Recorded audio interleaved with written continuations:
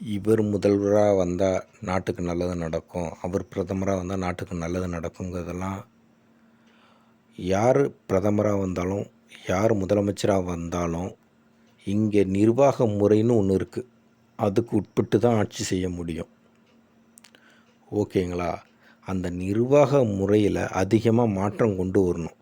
ஒரு நல்ல முதல்வரோ நல்ல பிரதமரோ வந்தாலும் இங்கே நிர்வாக முறைகள் அவங்கள இப்படி தான் செய்யணும், இதெல்லாம் செய்ய முடியாது, இதுக்கு காலதாமதம் ஆகணும், ஒரு நிர்வாக முறை இருக்குது தெரியுங்களா? அதை நாம் மாற்றணும். அந்த நிர்வாக முறையில் அதிகமாக மாற்றம் கொண்டு வந்தால் தான் ஒரு நல்ல கலெக்டரோ நல்ல தாசில்தாரோ நல்ல விவோவோ செயல்பட முடியும். இல்லாட்டி அந்த ஒரு வரைமுறைக்குள்ளே தான் அவங்களால செயல்பட முடியும், அதை தாண்டி செய்ய முடியாது. அதனால் நிர்வாக முறையில் நல்ல மாற்றங்கள் கொண்டு வரணும். வெளிப்படைத்தன்மை அதிகமாக இருக்கணும்.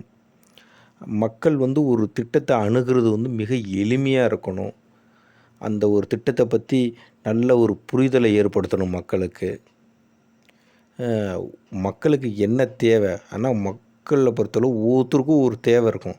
அதை எல்லாத்தையும் பெரும்பகுதி நிறைவேற்ற வகையில் திட்டங்கள் இருக்கணும். நிர்வாகம் எளிமையாக ஒரு குறிப்பிட்ட காலகட்டத்தில் அணுக முடிகிற மாதிரி இருக்கணும், செஞ்சு தர மாதிரி இருக்கணும். அப்போ தான் ஒரு நல்ல மாற்றங்கள் வரும்.